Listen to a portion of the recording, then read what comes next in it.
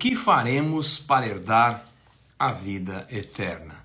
E sim, se você já se fez essa pergunta, é sobre isso que nós vamos falar hoje, como herdar a vida eterna. Eu sou o Bispo Rueda, esse é o 6º dia de consagração, amanhã a gente termina esse período e depois eu começo um ciclo de estudos da palavra, breves aqui, sempre entre 12 e 15 minutos. Vem comigo. Nós vamos falar hoje de vida eterna.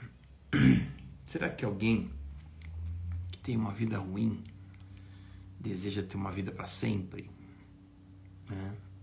Não sei, né? Vamos lá.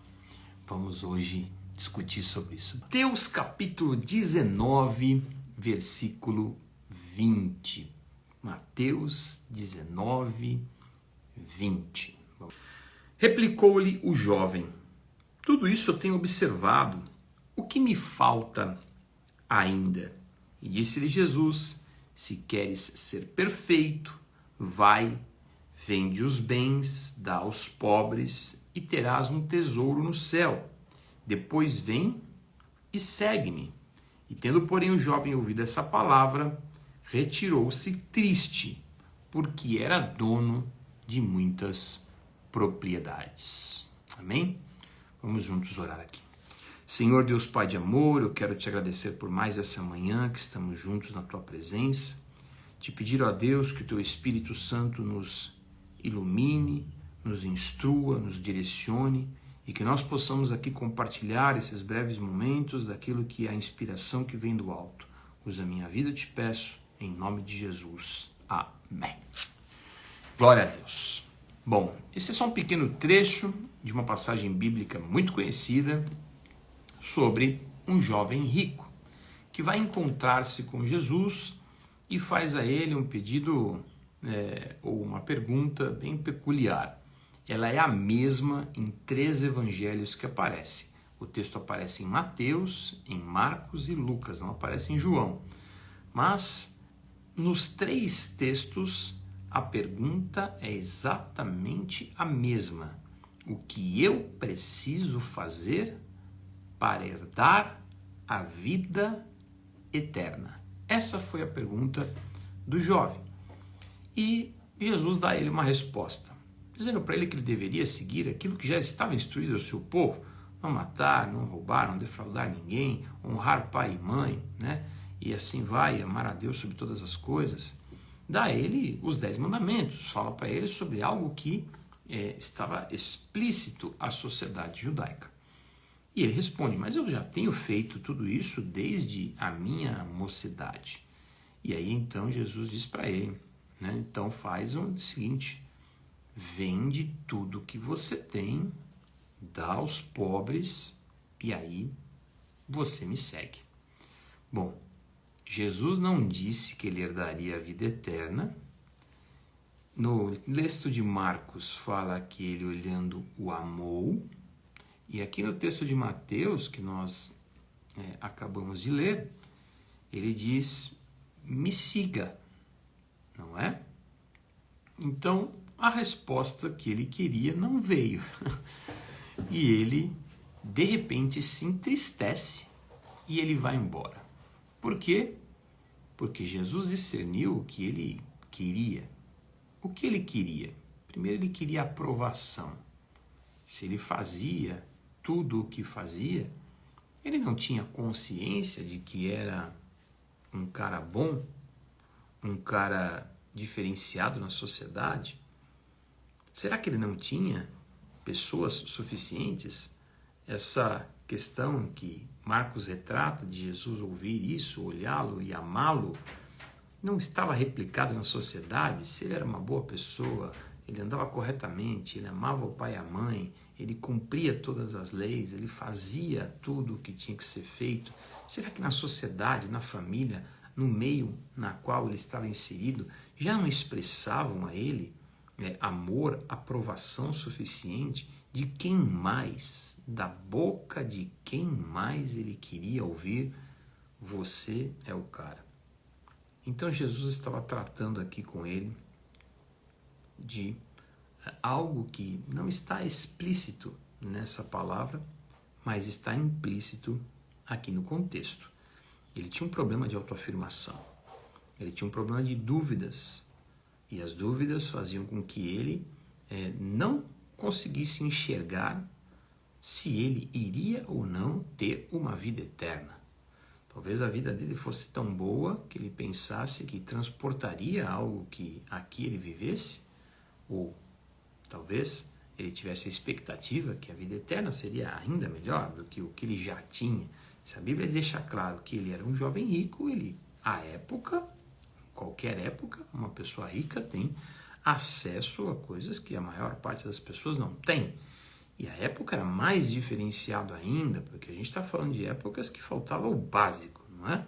E quem era rico podia ter acesso a alimento todos os dias, podia ter acesso a uma boa condição de moradia, podia ter acesso, né, às melhores regiões, podia fazer de repente algum tipo de viagem, que se hoje é difícil, imagine aquela época que não existiam transportes salvo os tracionados ali por animais. Então tudo era muito, muito mais complexo nesse sentido.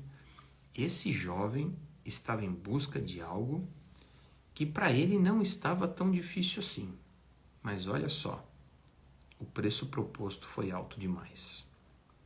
Alto demais para ele, aonde alguns entravam de graça. E é assim que é a vida, não é? Porque nós temos que fazer escolhas. O que ele estava atrás? Ele estava atrás de ter a vida eterna. E a resposta de Jesus em todos os textos qual é? Se você quer ser perfeito, faz tal coisa. O que a gente precisa entender é se o nosso sentimento ele está compatibilizado com aquilo que a gente fala e com aquilo que a gente realmente anda buscando. Jesus não dá para ele aqui a resposta para ele dar a vida eterna. Dá para ele a resposta para ele ser perfeito. Porque Jesus, que discerne o que está no nosso coração, ele sempre vai agir em torno daquilo que é a nossa real expectativa. Então eu posso falar uma coisa e estar sentindo outra. Não é interessante isso? Ele perguntar sobre vida eterna e receber uma resposta sobre aperfeiçoamento? Agora eu pergunto, é preciso ser perfeito para entrar no céu? É preciso ser perfeito para ser salvo? Todos nós sabemos que não, não é?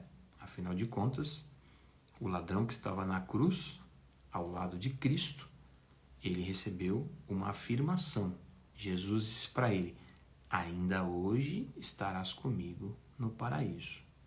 Então, um cara que não observou nada, como esse jovem rico, que fez mal para a sociedade e que nos últimos suspiros de vida diz, mestre, não se esqueça de mim, ele teve uma instrução muito mais assertiva e uma garantia que esse jovem rico que passou a vida inteira, ele fala, desde a minha mocidade eu tenho observado isso, não teve.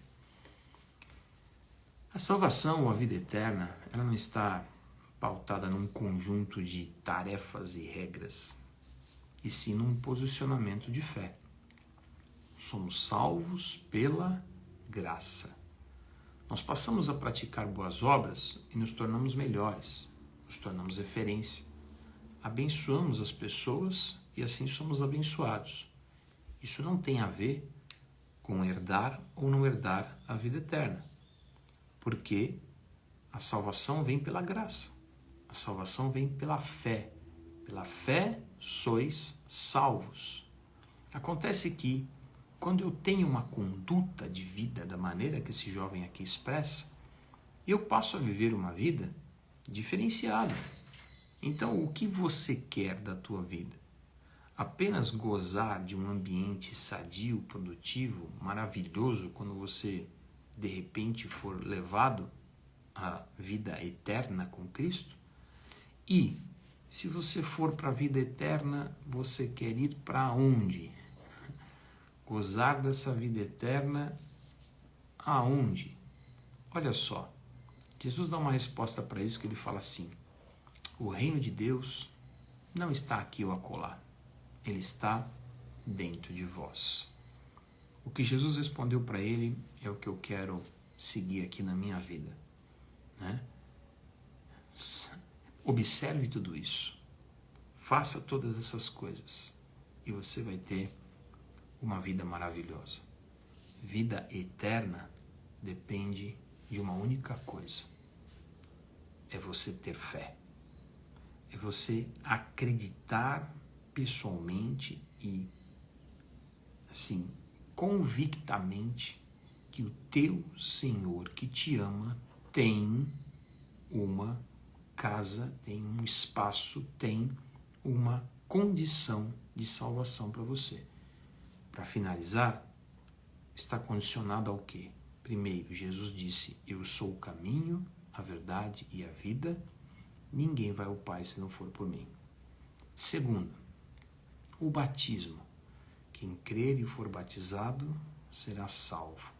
O batismo nada mais é do que você deixar para trás a velha vida e nascer para uma vida espiritual. Amém? E terceiro, você limpar o teu coração completamente para não pensar que é por obras, por caridade, por qualquer tipo de benfeitoria que Deus vai te olhar melhor ou pior. Na verdade, o Senhor nos ama e Ele se alegra das obras das nossas mãos. Mas nesse caso aqui, um jovem que alegrava o coração de Deus e que a Bíblia registra que Jesus o olhou, lá em Mateus, em Marcos você pode ler isso, e o amou, ele foi embora triste, porque ele não aceitou a resposta e não conseguiu herdar a vida eterna. O que aconteceu depois eu não sei, mas se o contexto parasse por aqui, nós sabemos que ele foi embora da presença de Jesus. Então, ande com ele, siga-o. O segredo aqui é segui-lo. Será que Jesus queria que ele perdesse o que ele tinha? Jesus não quer que você perca. Abra mão do que você tem, jogue fora o que você tem. Seguir a Cristo vai adicionar ainda mais na tua vida. A resposta de Jesus não vem em torno daquilo que eram os seus bens. Vem em torno daquilo que ele não estava disposto a fazer para segui-lo. E talvez existam algumas coisas que sejam impeditivos para a tua real vida de fé. Que Deus abençoe a tua vida e você consiga se livrar de tudo que possa lhe impedir de seguir o nosso Senhor Jesus Cristo. Deus te abençoe ricamente. Vamos consagrar aqui esse 6º dia, que é o dia que o Senhor nos abençoou e no 6º dia Ele nos deu graça para que a gente entenda esse caminho de salvação. Amém? Deus abençoe ricamente. Foi pouco tempo para a gente falar sobre isso, né? O tema é muito extenso, teria que abrir aqui em vários tópicos para a gente conseguir chegar lá, mas abre o teu coração e mantenha a tua mente disposta e focada em Cristo, que o Senhor vai lhe abençoar. Senhor Deus Pai de amor, eu quero enviar os teus filhos aqui nessa manhã para viver, Senhor, a solução emocional, mental, espiritual de tudo aquilo que possa impedi-los de ter uma real vida de fé. Que a fé, Senhor, ela possa se manifestar na vida de cada um como o dom que é e crescer, ser adicionada a cada dia, Senhor, ser aperfeiçoada. Que o Teu Espírito Santo nos conduza e que em nome de Jesus nós vejamos poderosamente sendo derramado essa unção de alegria, de uma vida abundante, daquilo que esse jovem conseguiu praticar, mas a partir desse instante, talvez tenha mudado o sentimento.